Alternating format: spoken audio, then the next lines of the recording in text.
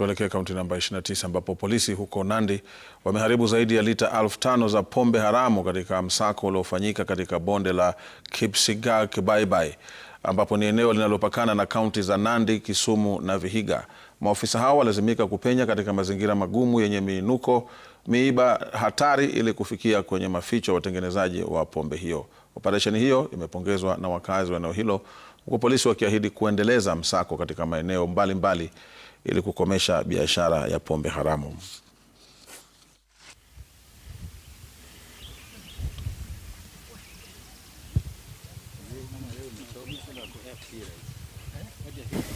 Ile pombe ambayo imeshikwa hapa ni mingi sana. Hasa ni Kangara ambaye ni over 5,000 liters ya Kangara ambaye ni kwa milima. Ukiangalia sasa hizi ni caves, mahali tunapitia na mahali naongelea ni kwa ndani ya caves. Na kwa sababu wamejua polisi wanawafuata, ndio wanajaribu kuficha huko ndani kwa caves so that inakuwa ngumu polisi kufika. Ukiona hata vile nimeinama sasa nikasira hizi ndio tufika mahali tuko saizi ni mbali sana na ndani kwa caves.